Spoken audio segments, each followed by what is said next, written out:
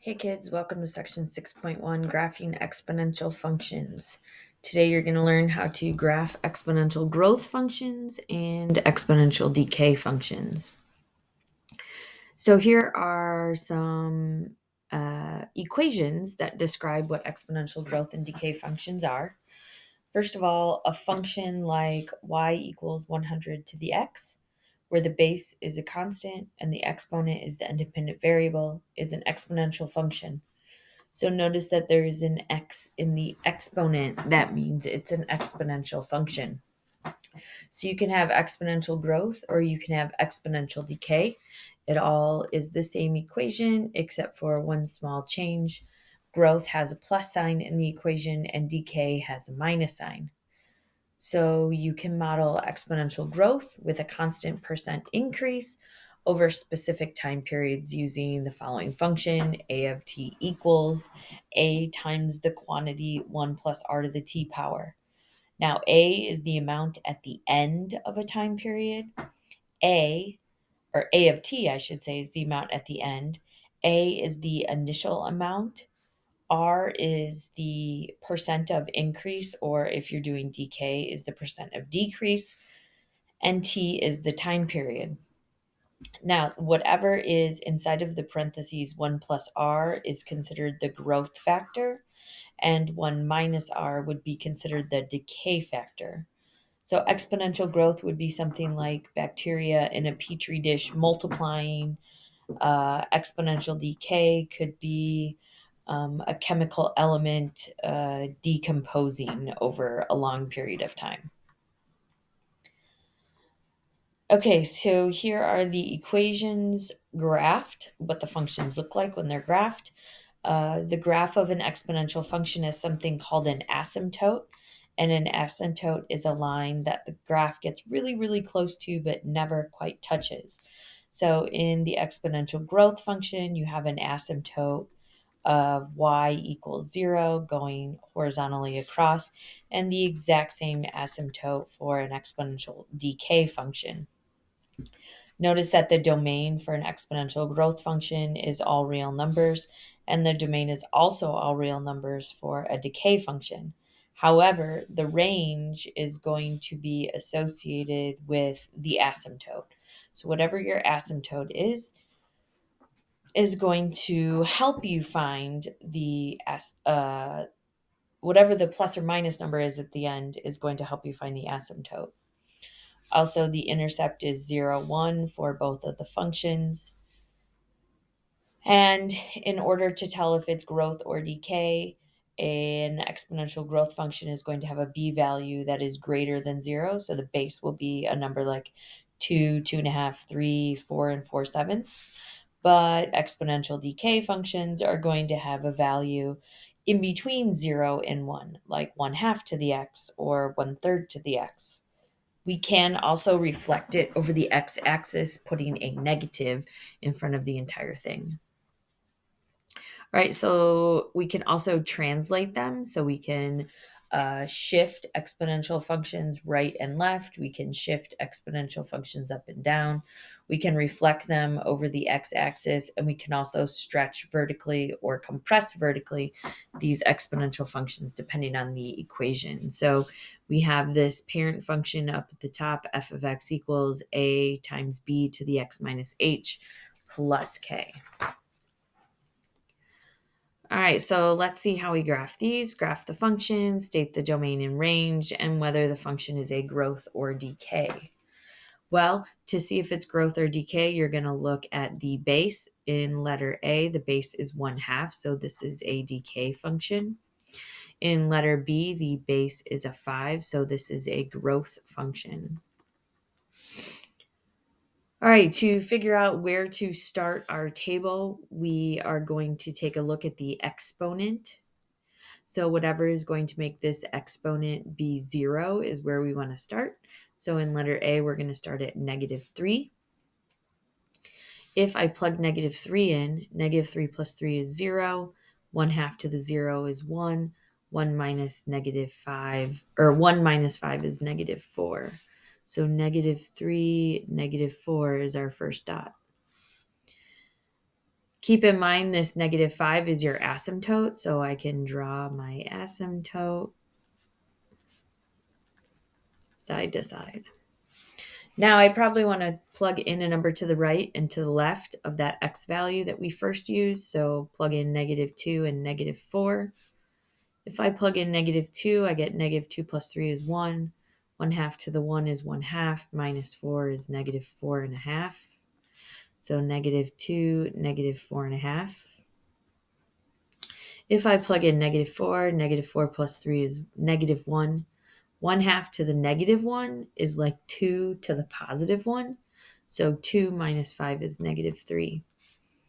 If you don't know how to do these in your head, you can always use a calculator to plug and chug the numbers. Now maybe we want to do one more. It looks like it's starting to curve up here. So if we plug in -5, we get -5 plus 3 is -2. 1/2 to the -2 is like 2 to the +2, which is 4. -1 is 5. Or -5 is -1. So we're looking right here. So here's how our picture is going to look. We said it was a decay function, which means it's going to go down from left to right. It's going to approach the asymptote and get really, really close, but never quite touch. So this is a decay function. The domain is going to be all real numbers. Your range is going to be everything from -5 and above. So we're going to use -5 with an infinity symbol. All right, if we take a look at letter B, we can make a table again. We did say it was going to be a growth function based on the base of 5. To figure out what x value to start, you're going to look at that exponent and figure out what's going to make it 0. So in this case, it's going to be 2. 2 minus 2 is 0. 5 to the 0 is 1. Times the -1/2 is -1/2. So 2 -1/2. Remember, whatever big plus or minus number is at the end is going to be your asymptote. In this case, it's going to be 0. Okay, then I want to plug in one number to the left and one number to the right of the first x we used, so 1 and 3. If I plug in 1, I get 1 minus 2 is -1. 5 to the -1 is 1/5. 1/5 times -1/2 is -1/10. So it's going to be really small. If I plug in 3, 3 minus 2 is 1. 5 to the first is 5. Times the -1/2 is -2.5. So 3 and -2.5. Okay, it looks like I can start to see my growth function happening. If I wanted to do one more to see just how far it curves, I can plug in 4. 4 minus 2 is 2. 5 to the second is 25. Times the -1/2 is -12.5. So I'm going to be down here somewhere. So now we can see our picture. We're going to get, ooh, that was horrible. Okay, let me put these dots back in real quick. Okay, so we are going to curve up and get really close to the x-axis, but never touch it. Our domain is all real numbers. I can plug in any value for x and get a picture. My range is going to be from 0 and below, so that's going to be -infinity to 0. Notice that even though it's a growth function, because of the negative in front of the 1/2, we've reflected over the x-axis. So instead of going up and to the right, we're going down and to the right. Okay, let's graph some more. In letter C, this is a growth function, or a decay function, because the base is less than 1. So this is decay. I can start my table at x equals 3 because it makes my exponent 0. 3 minus 3 is 0. 1/3 to the 0 is 1. 1 minus 3 is -2. So there's my first dot, 3, -2. I can put my asymptote of -3 in. Okay, I need to do 1x smaller at 2 and 1x bigger at 4. So if I plug in 2, 2 minus 3 is -1. 1/3 to the -1 is like 3 to the first, which is 3. 3 minus 3 is 0, so 2, 0. Then I plug in 4. 4 minus 3 is 1. A third to the 1 is a third. A third minus 3 is negative 2 and 2/3. So 4, negative 2 and 2/3. All right, we can kind of see where the picture is going. If I want one more dot, I can plug in 1. 1 minus 3 is negative 2. A third to the negative 2 is like doing 3 to the positive 2, which is 9. 9 minus 3 is 6. So I can do 1, 6. Right there. So here's my picture. It is a decay function, which means it's going down. And it gets really close to the x-axis, but never touches. The domain is going to be all real numbers because I can plug any value in for x.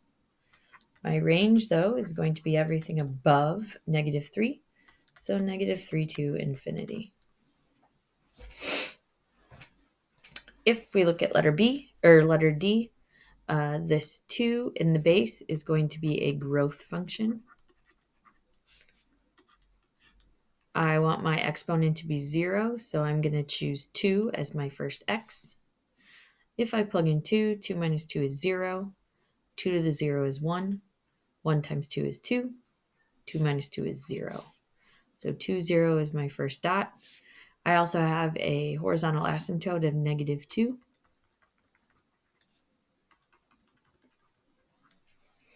One number bigger is 3. One number smaller is 1. So 3 minus 2 is 1. 2 to the first is 2. Times 2 is 4. Minus 2 is 2. So 3, 2. If I plug in 1, 1 minus 2 is negative 1. 2 to the negative 1 is 1/2 to the positive 1. So 1/2 times 2 is 1. 1 minus 2 is negative 1. 1, negative 1. All right, looks like we got our growth function here. So my domain is going to be all real numbers. My range is going to be everything above negative 2, so negative 2 to infinity.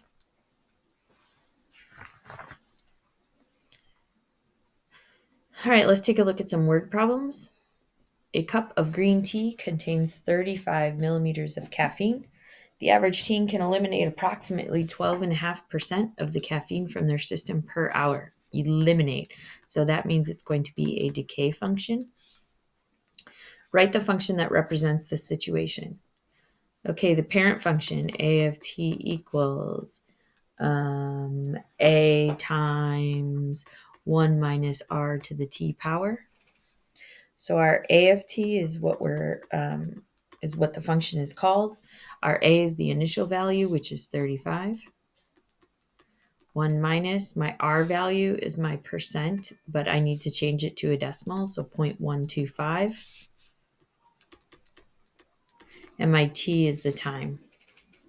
I can clean that up a little bit and say a of t equals 35 times, and then 1 minus 0.125 is 0.875 to the t. There is my function. Classify the situation as either exponential growth or decay. This is decay. We already said because our base is 0.875. Estimate the amount of caffeine in a teenager's body 3 hours after drinking a cup of green tea. Well, that means my t value is going to be 3. So a of 3 equals 35 times 0.875 to the third power. So after 3 hours, there will be 23.4 milligrams left.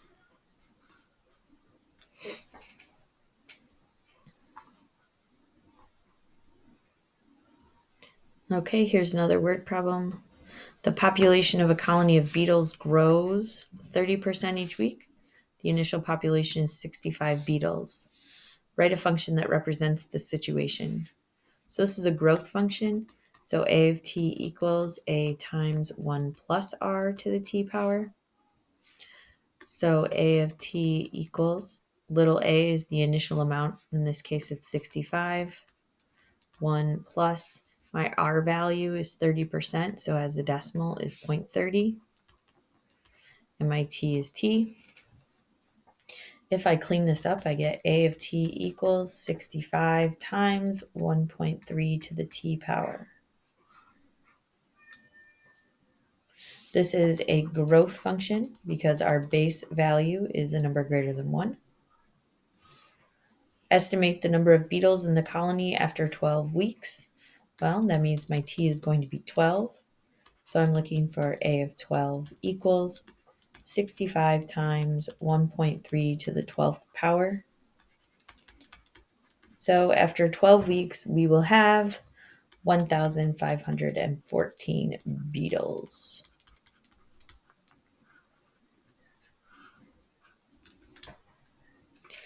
Okay, that's how you graph and solve problems using exponential growth and decay.